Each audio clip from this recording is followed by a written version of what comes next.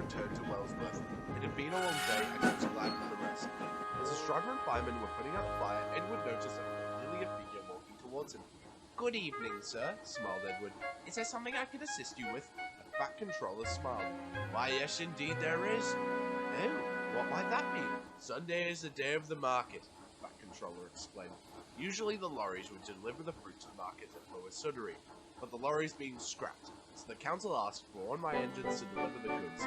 Are you up to the task?" Edward once again smiled. "Of course, sir. Where can I collect the trucks?" "Knapford Harbour," replied the controller. "One of the shunters will bring it to you." "Tops," Edward replied as he slowly began to drift off the scene. Meanwhile at Knapford Harbour, Duck and James are busy shunting trucks around the quay. "This is ridiculous! I'm stuck on shunting duties, and for what reason?" James grumbled. "For breaking a truck's couple and causing a delay," Duck retorted. "Just be happy the Fat Controller let you off lightly." "Lightly?" James barked. "How is this lightly?" "Take in the sweet sea air and the magnificent ports," Duck said in amazement. "You couldn't be anywhere better." James gave Duck a look of disgust.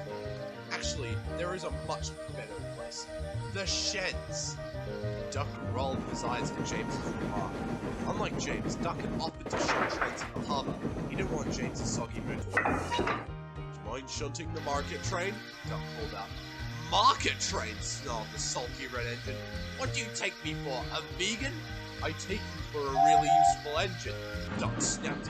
"Now mate, please shunt the train." James didn't like Duck bossing him around. He dragged the trucks crossly around the quay. He banged the truck so hard that there was a snap. "Bother!" James snapped. "Oi, Duck!" "Yes?" asked Duck, drawing alongside. "I think one of the truck's buffers is broken. I heard a snap when I shunted it." Duck looked at the train. "I don't see anything. Might just be in an old buffer. I'll bring it up to the foreman tomorrow." James agreed, and the two engines left for home, not noticing the damaged brakes.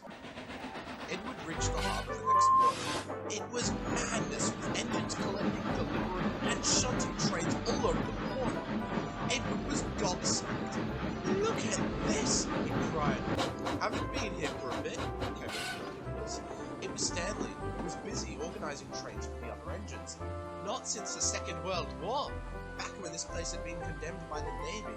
"Well, I hope you like it here," Stanley was halfway. Edward looked around the docks.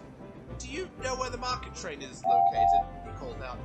"Track 5, Stepney replied. "Tops." Edward had been told that a shunter was to bring him his train. He could see how busy the docks was, so he didn't mind. As Edward drew out, he didn't notice Duck and an inspector rolled to where the train had once been standing. "That's odd," Duck continued. "Could have sworn the train was right there." Soon Edward found himself making excellent time. Only stopping when he needed, he roared happily through the Sudbury countryside, whistling to any passing engines as he rolled through. In no time at all, he reached Wellsworth Station without any delays. In fact, he was early. Shame the same thing couldn't be said for Percy. He'd been running late for the mail and was now late delivering slate from the docks to Vickers cabs. He rushed down the line, trucks didn't want any of it. "Hold back! Hold back!" they laughed. "Don't you stop!" Percy snapped, his wheels spinning on the rails. "I'm not going to waste my time on you lot." The trucks laughed and giggled. Percy rolled his eyes and charged up their hill. Meanwhile, Edward had decided to rest at Wellsworth Station for a small while. He was beginning to fill up his tender with water when Boko arrived with a passenger train. "Boko!" cried Edward. "What are you doing here?" "Morning, Edward. How are things?" "Very well. Yourself?" Boko grinned. "I've been told I might be moving back in. Finally joining you here." Edward laughed. "Nothing's changed since you last left." "Like those moving trucks?" "Yes," smiled Edward. "Like those moving trucks?" To Edward's horror, he found that his train had begun to roll away down the branch. "We have to stop the trucks!" cried Edward. "We can't. We'll have to warn a sibling and pray that there isn't a train scheduled," said Boko. But Boko had spoken too soon. Percy snorted up the hill with all of his might. "Damn it. I can't afford to stall here. I'll never reach Vickerstown at this rate. No point rushing, just..." "Hey, fireman looked down at the cab. Hurtling towards him was Edward's train. Bloody hell, cried his driver as his crew jumped for safety. The truck came crashing right into Percy. And soon Edward and Duck had arrived at the crane. The wreckage was shortly being cleared up. The Fat Controller comforted both the engines. The incident wasn't your fault. It looks like one of the truck's brakes had been broken. The Fat Controller paused. Duck spoke up. I shunted the train, sir. I must have snagged the points. The Fat Controller tutted. This won't do. You'll do the late night shift at Knapford Harbour. Do you understand?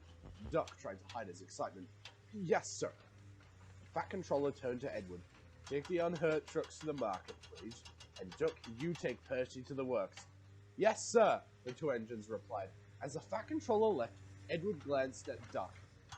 It wasn't you, was it? No. Duck grinned. I feel like James has been through too much. Besides, I love the night shift at the harbour. Edward smiled and set off with the unhurt trucks. It wasn't much longer before Duck popped away with Percy. Edward delivered the train to the market right on time. Percy was duly mended, and Duck was sent to the harbour. James soon found the groove. Night harbour work, but that's another story.